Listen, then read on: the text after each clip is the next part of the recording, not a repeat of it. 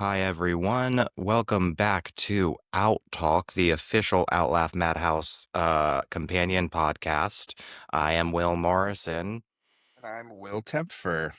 and we are here as the hosts of this podcast for the fifth episode of Outlaugh.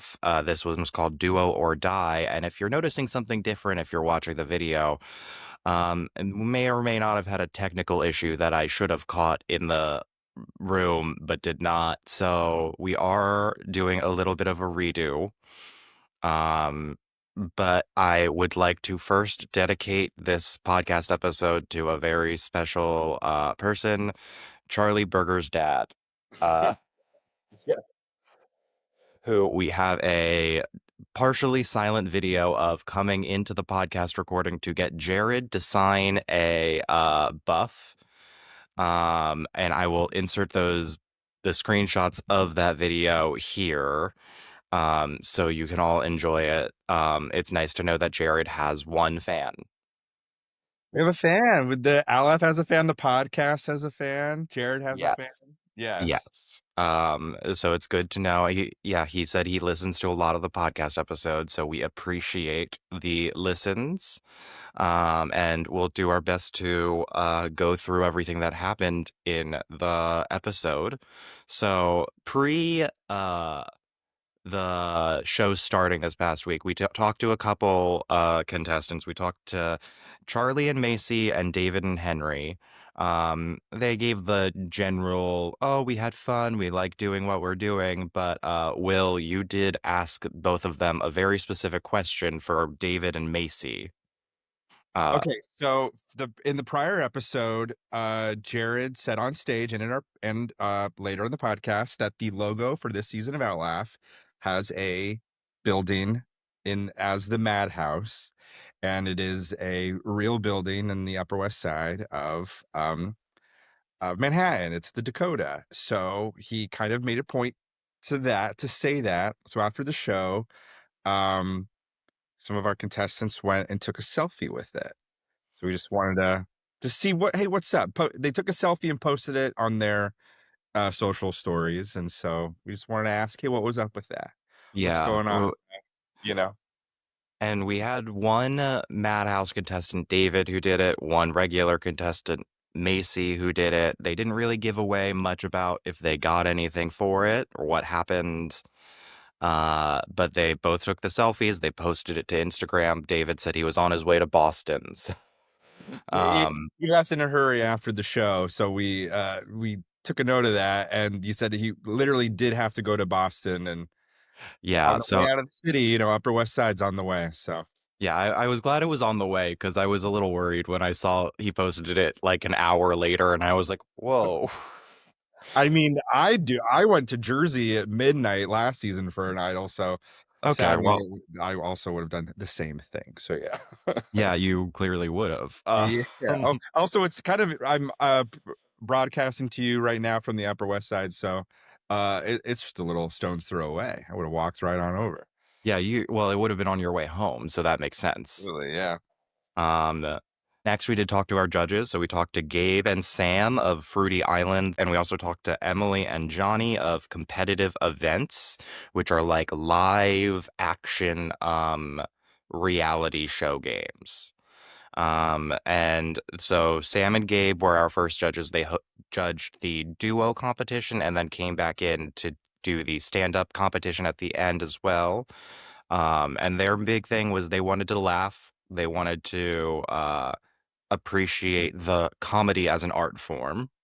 While Emily and Johnny, who were doing the Madhouse challenge and the as well as the stand-up challenge, were looking for a little bit of, uh, you know, planning, like cooperation between people. A lot. They wanted the strategy game. Yes. Um, Yes. Ooh, I'd love to see it. Yeah.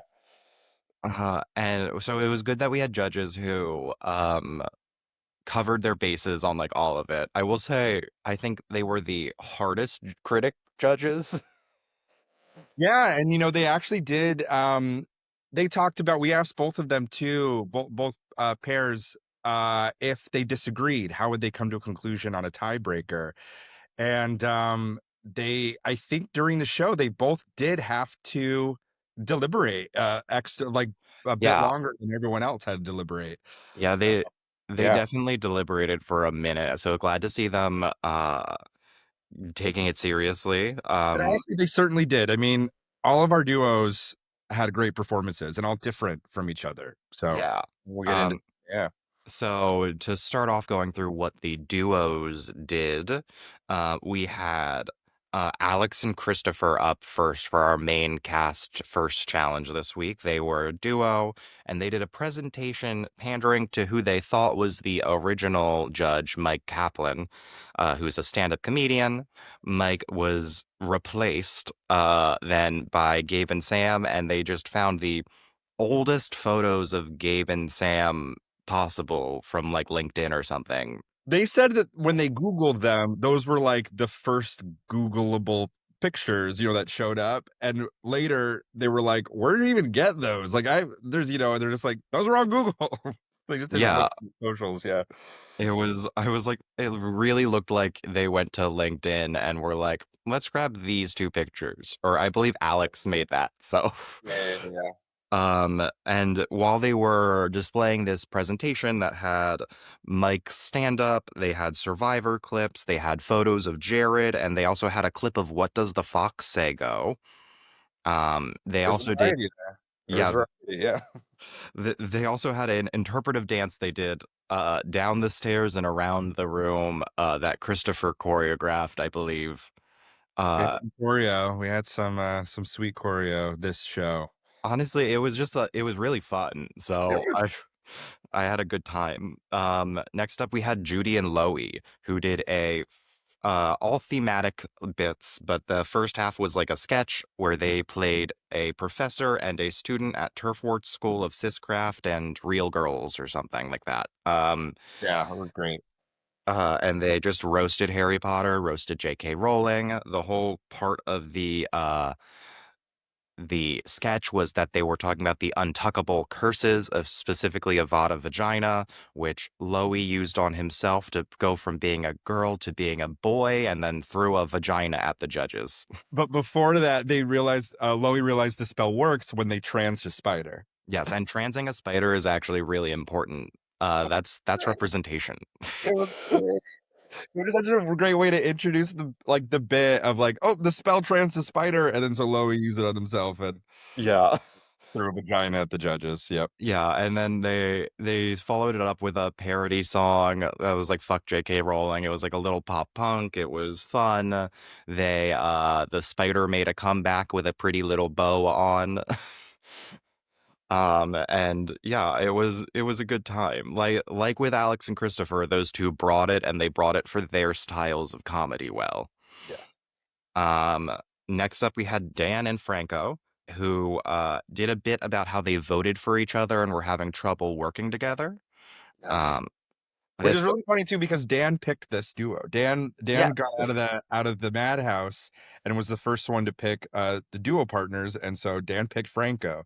So it was fun to put that on stage as like we both voted for each other. Dan was voted out. So now here we are as pairs. This is great. Yeah, I mean, and it is a strong sort of bit to like strategy wise do to be like, oh, we can go into it with this. Like we voted for each other before, so now we're um trying to do a bit about that. It's like very meta in the abstract.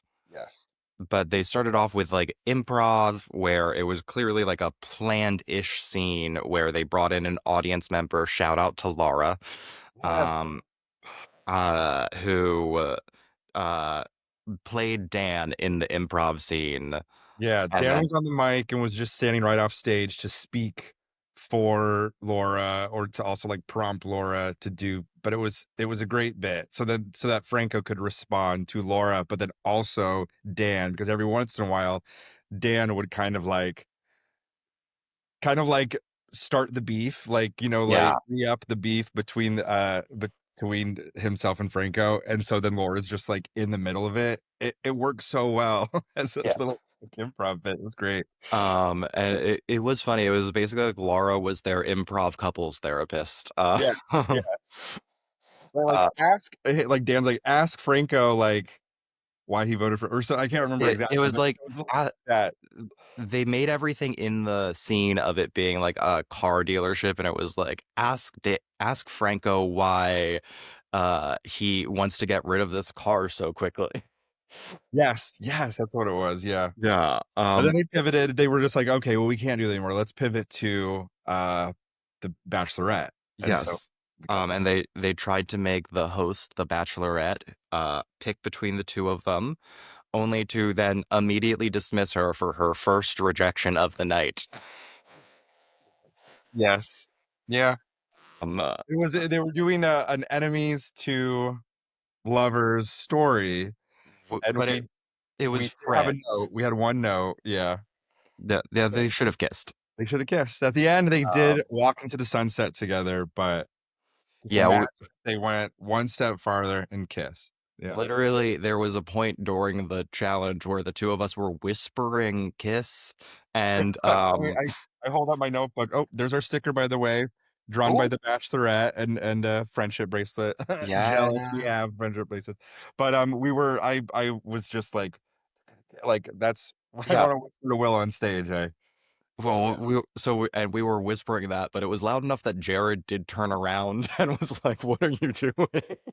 Or maybe it wasn't just us. Maybe other people were also whispering kiss to Yeah, each because it was just so like, do it. It's we're on the the people. yeah.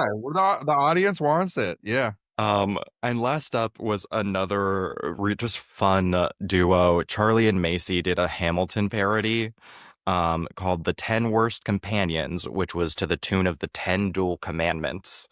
It was just about bad dating experiences. But then eventually they did bring the Bachelorette on stage as again to match her with an audience member, and the audience member name was Buff. His name was Buff, Yeah, Buff. like a Uh, survivor or an yeah. outlaw. His name was Buff. And the Bachelorette married Buff. They had pre-written vows to read out.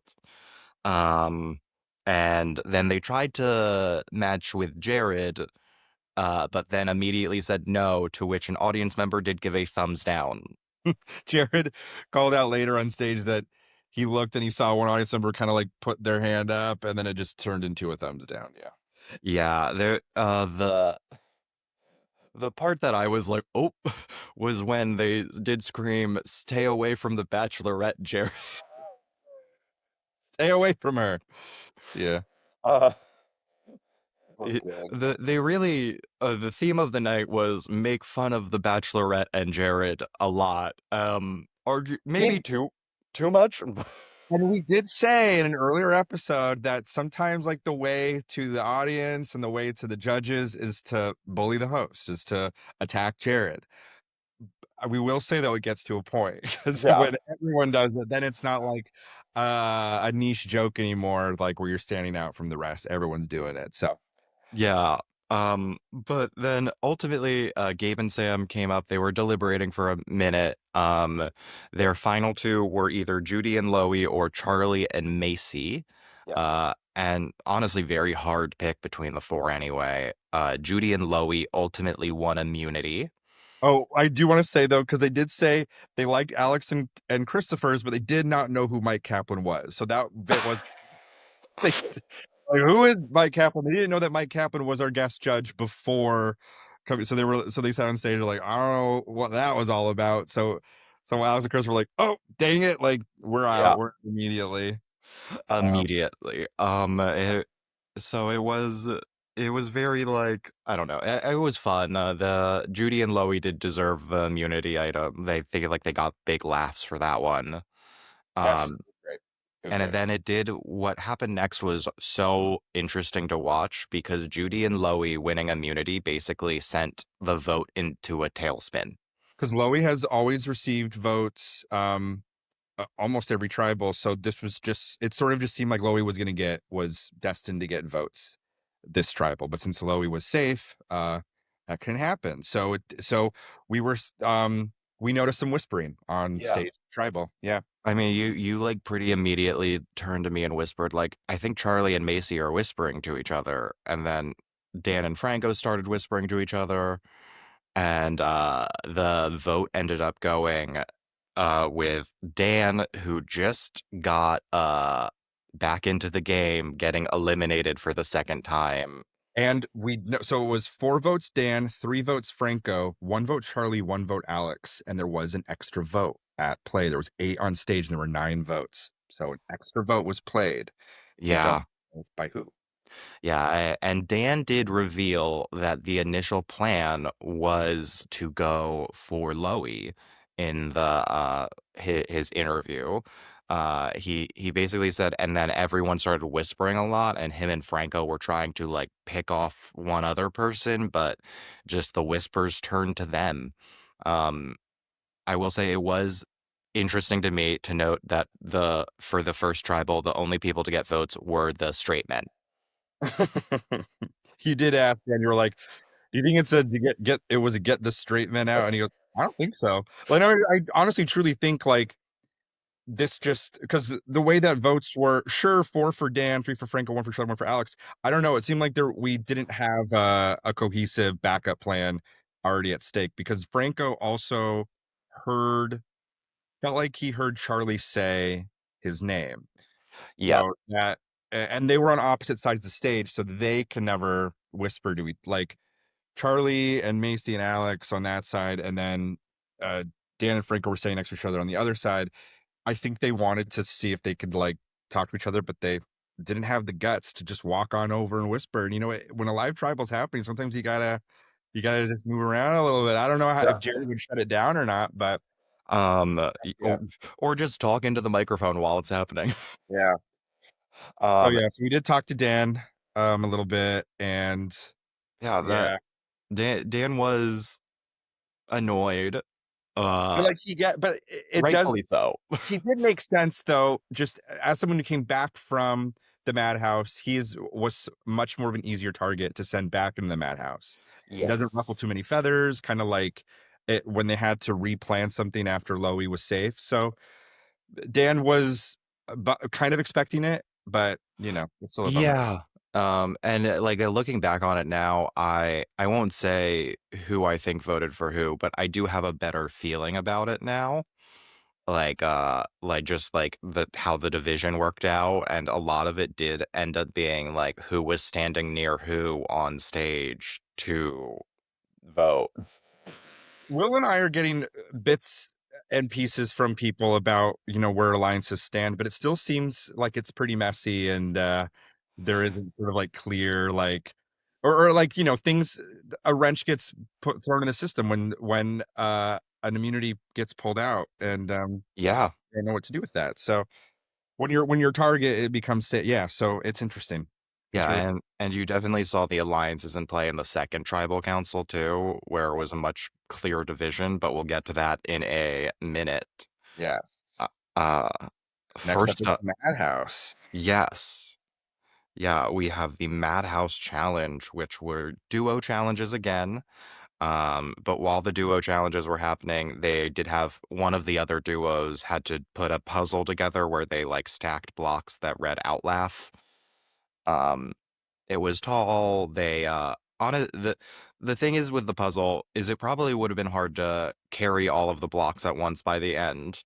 It did get to a But point where I realized it was really hard to do because you had to start at the bottom with H and move to the other side and put G on top of that, and you had to keep putting them, and it just got to the point when you get to, like, 6 blocks, and it's so tall that you can't, like, throw a block up there without, maybe knocking it down, but as we saw, all of the duos that were, doing the block puzzle while others were competing were throwing it. It was obvious that they were throwing it. They weren't making it like they were yeah, making it very obvious. But and I think that's a good strategy. I do. I think like it's showing that the madhouse people are working together. No one wants to piss off anybody in the madhouse. We don't know yet if madhouse contestants after the last person's put in the game if the rest of the madhouse contestants are going to be on jury, and this is part mm, of jury management. I like you want you wanna have allies in the madhouse so that when Yeah. you get back in the game and they gotta vote for a winner that you could get someone's vote. Yeah, it was funny, each duo did take a different strategy to delaying spelling the outlaw, like, David and Henry just kept, like, messing up how to spell it. Elsa and Emily were doing, like, slapstick comedy in the background. It was great, yeah, yeah, Emily Uh, kept, like, falling over, "No." yeah, in, like, really elaborate positions, like she was a murdered body. Uh, Harry and Rachel actually, like, I thought for a second we're like, "Oh, they're gonna do," but then no, they didn't do it. no, Yeah. they, just went so slowly. So slowly, because at first they were spelling it right, because the other contestants were spelling it wrong, and it's just like, "What are they doing?" Like, not only were they spelling it wrong, they were, like, toppling it over, so it's like, y'all are throwing it in 8 different ways here." Yeah, but then for the actual Madhouse challenges that were happening, first up we had Elsa and Emily. Elsa played JD Vance, Emily played a couch, and they had a love seduction dance. At one point, someone, I believe the couch did twerk on the Bachelorette. Uh, Yeah, and yes. then it was eventually shut down by Erica Kirk showing up, but Erica Kirk's as played by Drewski. The yes, yeah, it was, Drewski's Erica Kirk, It's great. it Well, was we need to talk about the deliberation for this because there was a really funny thing that was thrown out. Anyways, let's oh, continue. yeah, okay, but then next up we had Carrie and Rachel. So Carrie played a Survivor contestant, Financial analyst Emily Flippen, yes, who is and, currently in 50, but was 45 was her first season, and she's a really fun character. Anyways, but then Rachel played a French, Statue of Liberty, like, with the French accent, and they were doing a Traitors parody. And they were in the turret, both traders. Carrie really wanted to like go with the rules and get Paul W. Downs of Hacks fame out, and the Statue of Liberty wanted to kill the real Mitch McConnell.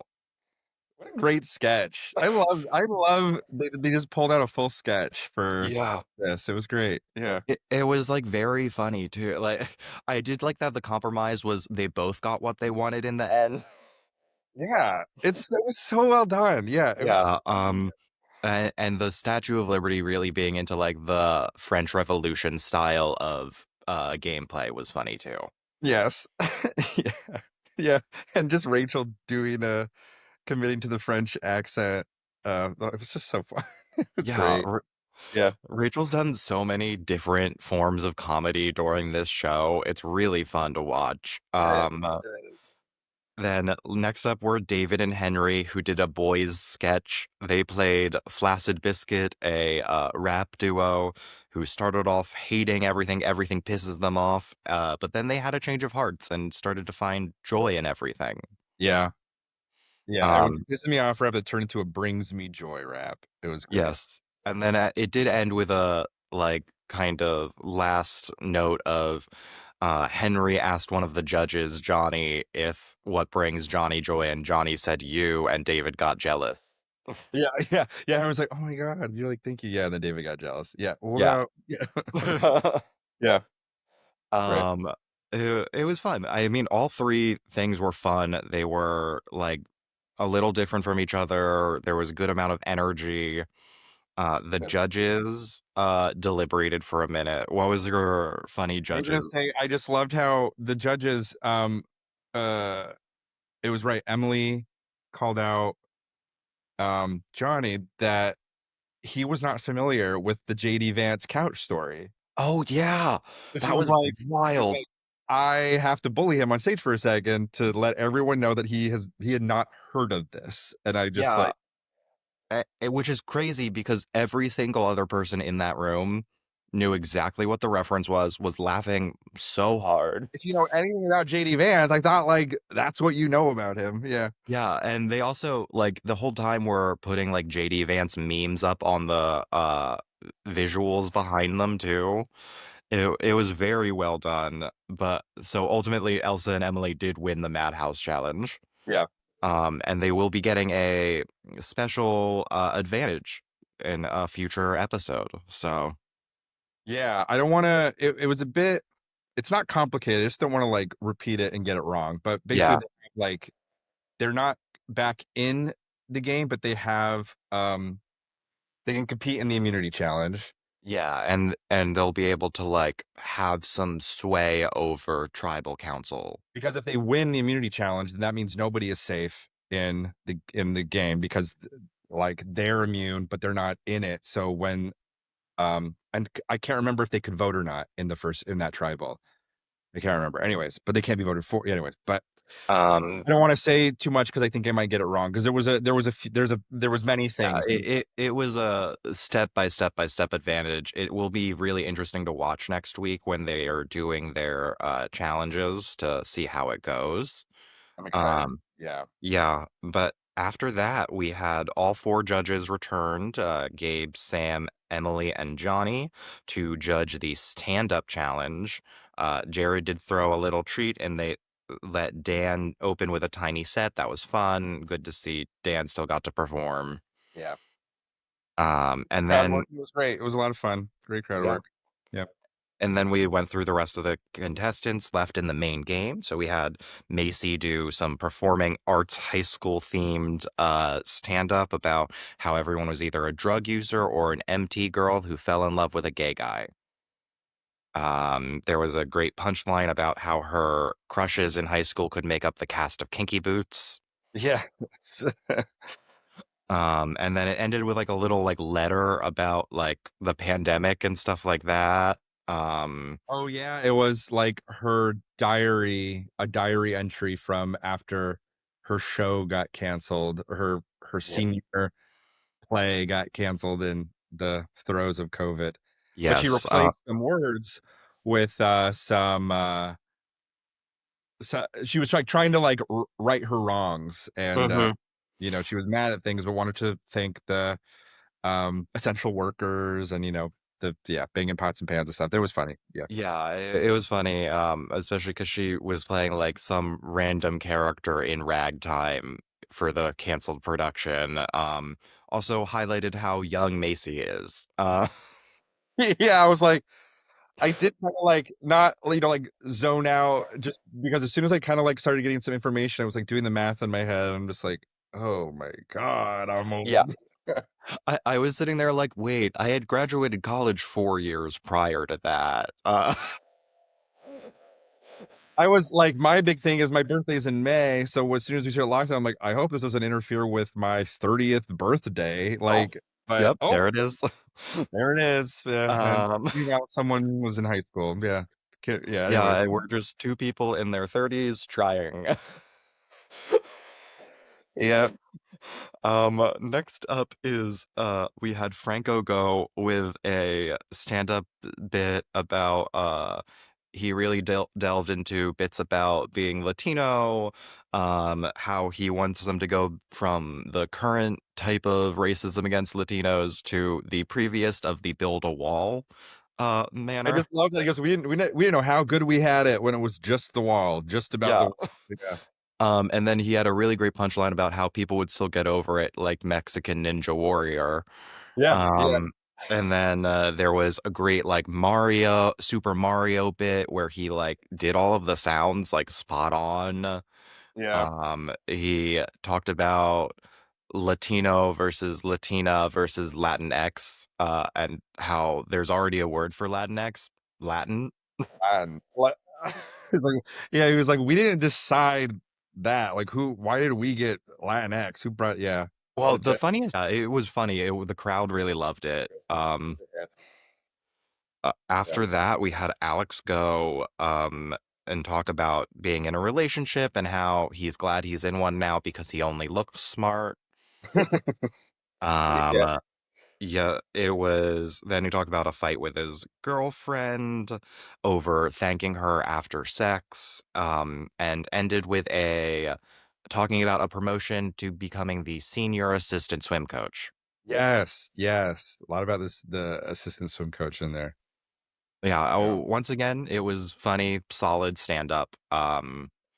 Yep. Uh, yeah, and then after Alex, we had Charlie, who did Survivor stand-up.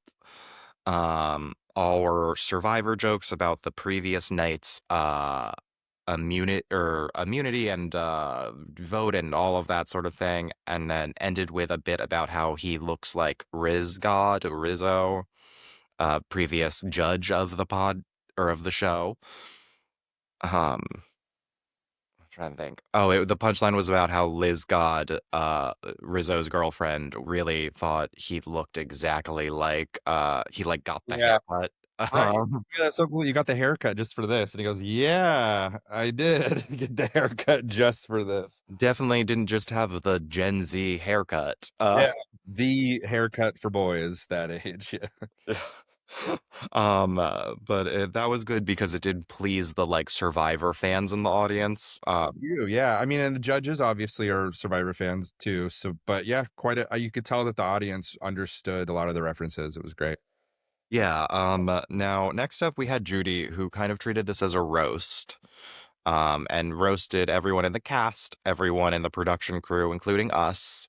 You got it.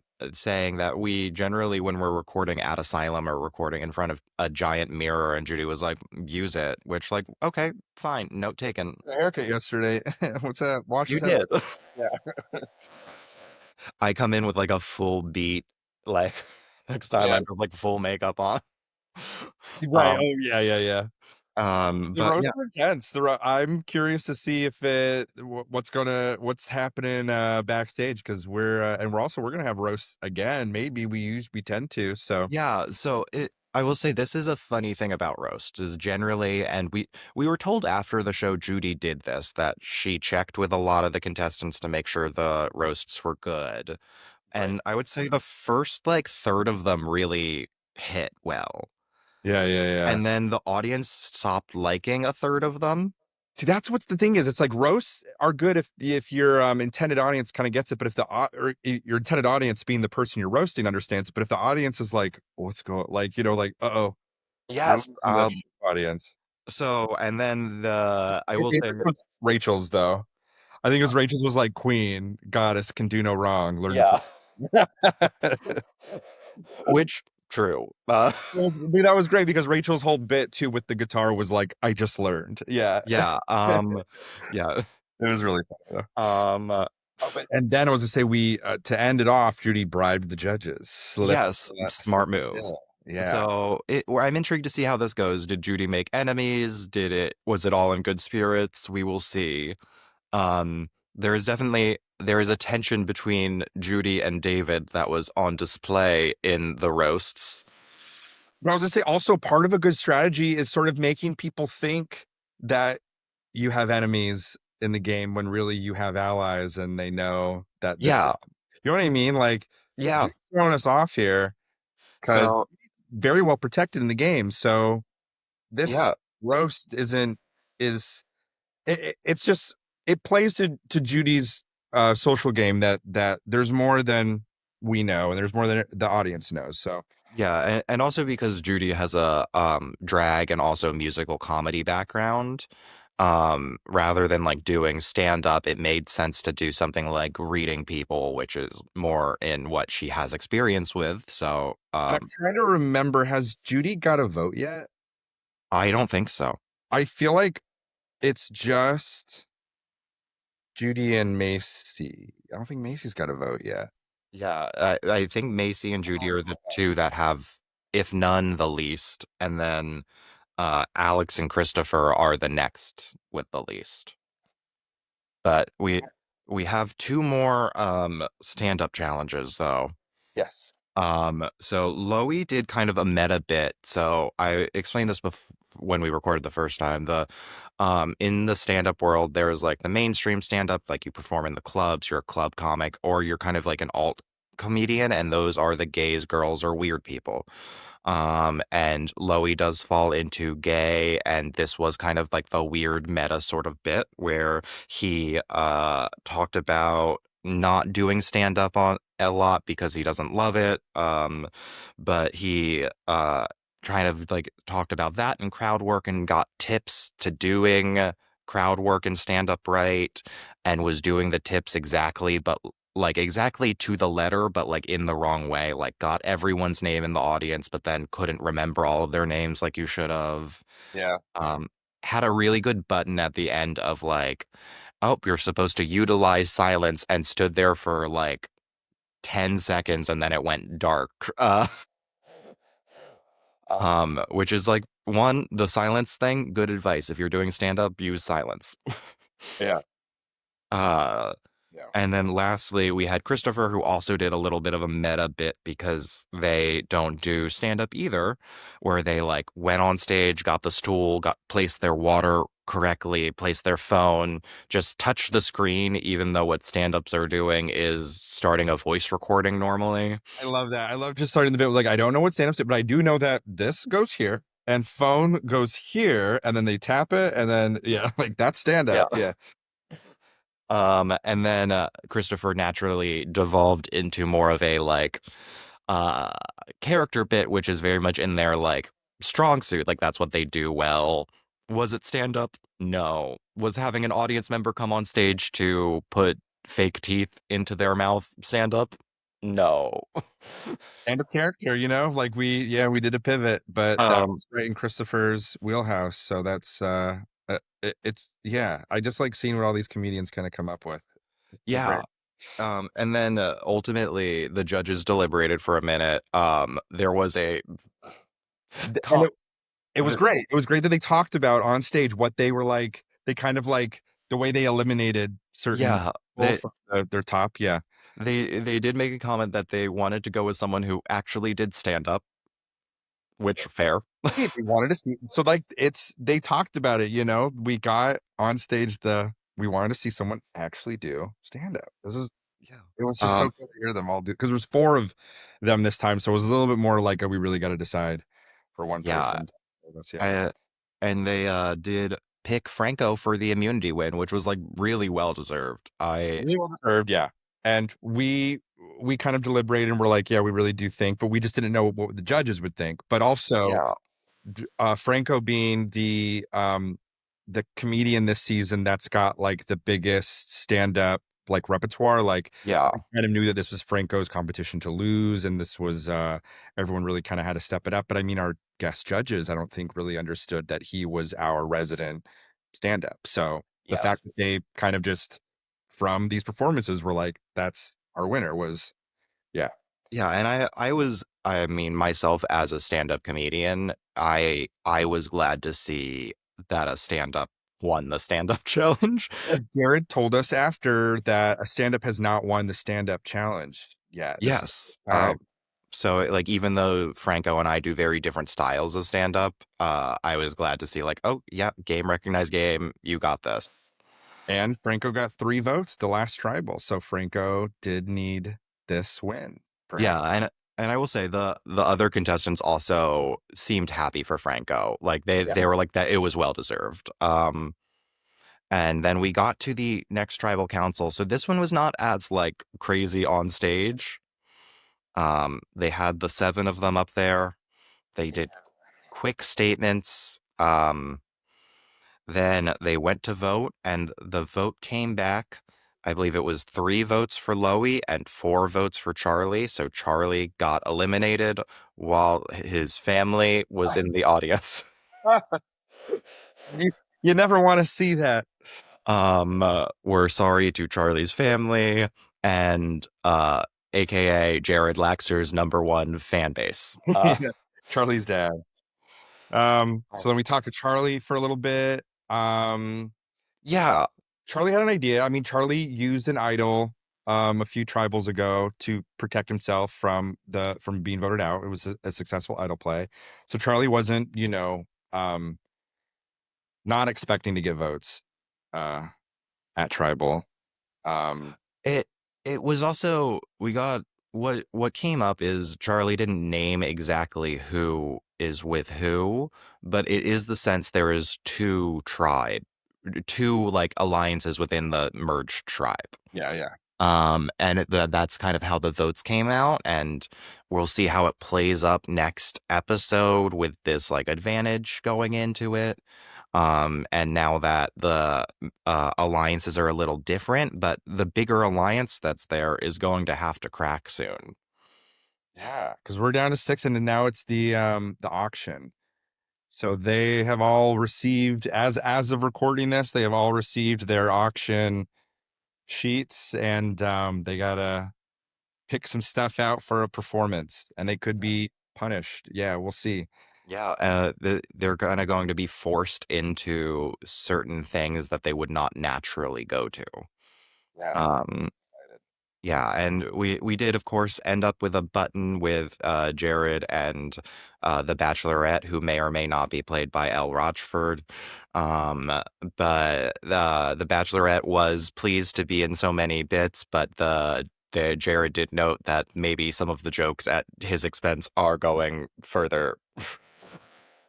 Here's why then I called out, like, Let's reel it in. let's roll it. Let's make sure we're Um, you know, okay. Yeah, then we of course also as always I do want to shout this out. We have the Outlaugh app for during the live show with questions. NJ is great and doing a ton. Other production people we haven't really talked to. Cam is always there helping out. Yes. Yes. The votes. He's got to go back and make sure that, the votes are, you ain't, contestants aren't opening that box and looking at who's voting for you. Yeah, when Cam is not traveling the country for puzzle competitions, I wanted to ask him about that. Because I've been following him and his socials and seeing. That's I really wanted interesting. Yeah, I want to talk about that. Yeah. I do too, but I he got there like a little bit late, so I didn't get a chance. Yeah. But then also Eduardo, who is selling merch, is normally there too, who was in our season of Outlaugh as well. So make sure you go pick up merch if you're coming to see the show. There's And stickers. we got Yeah. all the contestants too and the hosts. Yeah. And just most importantly, us though. But most importantly, Yeah. the yeah. And they have buffs that you can buy that are like Outlaw specific.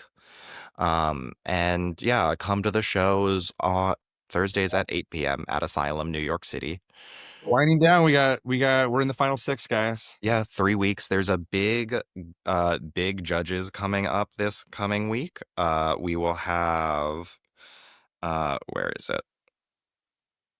Brandon Donlin and Andy, whose name last time I'm forgetting, from 47. Yeah. And Brandon was 45? Yep. Yeah, Yeah. that sounds right. So we have some big judges again. So Survivor fans show up. And if you are wanting to come to the show, come out, follow, like the podcast. We'll appreciate that. This podcast is produced by me, Will Morrison, with the help of my co-host, Will Tempfer. And the Outlaugh Madhouse is produced by Jared Laxer with the help of the Bachelorette, who, as we said, may or may not be played by Elle Rochford. I don't know. I've never seen them in the same room together. To say. Um, but also go follow the judges media, Sam and Gabe's Fruity Island. It's a queer survivor watch party, happens at Wednesdays on Crystal Lake. I love the venue Crystal Lake. I used to host a show there for a very long time, so go support them, support the bar. And then Johnny and Emily have competitive events where they do like some live survivor style events and stuff like that. So if you want to go to the woods with people you don't really know, check that out. It's cool. It's cool that they said, like, some of them will run just one day. You start in the morning and then it ends at night, so you don't have to kind of take home with you, like, weeks worth of betrayal. So it's nice Yeah. to just do it all in one day. You're not Yes. sleeping with, like, "Oh my god, are they all gonna vote me out next?" I don't know, yeah. Yeah. Crazy. But yeah, so thank you all for listening to the redo. And now I'm going to edit this so fast. So fast. Great job, Will. Great. Uh, okay. Bye, everybody.